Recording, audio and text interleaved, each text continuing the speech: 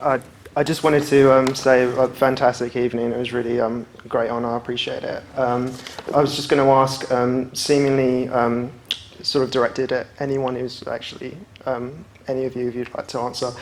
Seemingly Japanese culture is very allegorical in its pictorial representations, so vivid and bold, though with subtlety, where its meaning seems quite esoteric. Do you think that Japanese culture and its heritage provides an ideal centre, fertile ground or foundation where words are given and lexicon is far less important when comparable to that universal language of visual art? Ooh, that's a meaty that's one. a good one, yeah. Just as a little point, I did a series of interviews last year around Father's Day about films that dads would most want to share with their children growing up, and what would be the first one that you want to show to them. And a number of times my little daughter came up because of the way that it transcends language, the pre-verbal that you are able to. And also because of the way, actually, sorry to interrupt, but the other thing about Totoro for Father's Day is that it's a film about a dad who is really crazy about his kids. And so many films about young kids foreground the mother.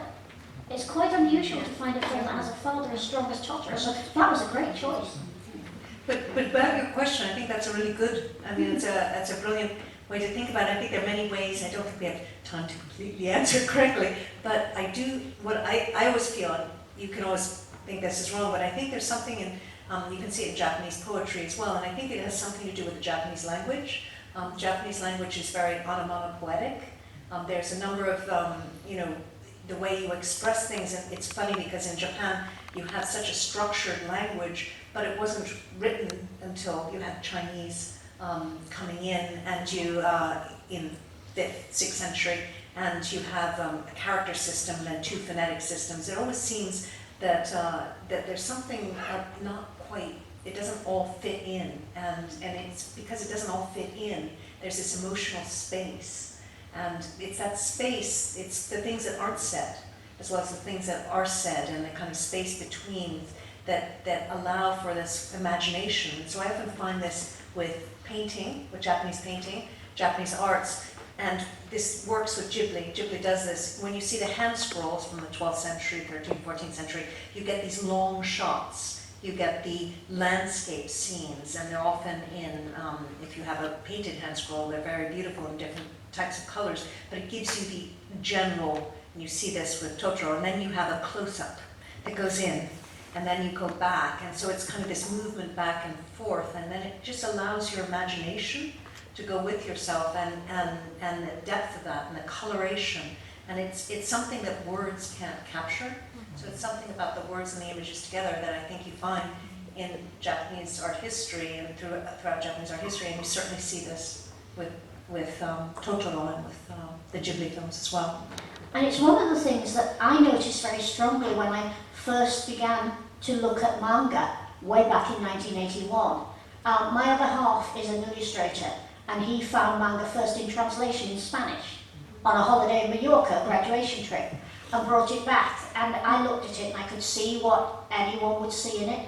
I saw it was exciting, it was dynamic, it was wonderful. And Steve said to me, you know what the best thing about this is? And he was flicking through a Go Nagai manga at the time, Mazinger Z. And I said, no, what? He said, the words are less important than the pictures.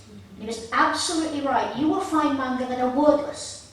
You will find manga where whole sequences of 20 or 30 pages go by with very, very little dialogue. A comic book, a visual experience, is not supposed to be a novel with pictures. It is supposed to speak to you directly through the visual image. And for me, that's what manga does so superbly. There's great writing in some manga, and as a writer, I love that.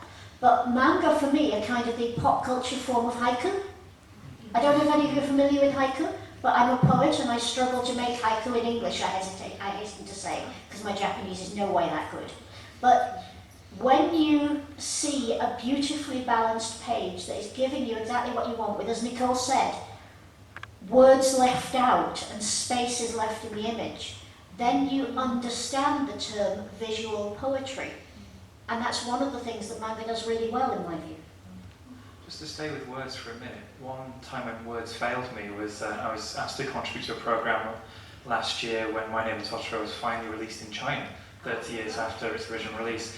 And the host asked me to describe Totoro, and I realised I'd never had to do that before. Helen, you've written about Totoro, the character, very more than anyone. How would you describe him? I would describe Totoro as absolute acceptance and unconditional love made furry. That's perfect. Rabbit, bear, cat. Because he is, isn't he? I mean, Totoro doesn't ask any questions about who you are. He doesn't critique who you are. He just accepts you as you are and will do whatever he can for you. It's, in a way, I think it's a metaphor for the way that nature continues to embrace us, regardless of how we violate it. And that, I think, I find that very helpful. And he can play a pipe. Oh, me ocarina. If ever he loses his job as a forest spirit, he can get work on Legend of Zelda. Exactly, yes. Sorry, I just want to say already thank you. I really appreciate it. Thank you very much. And I'm a creative also, actually, so I just agree with what you said. It actually transcends language. It's a universal language. So thank you very much. Appreciate it. No, thank you for the question. That's a good question.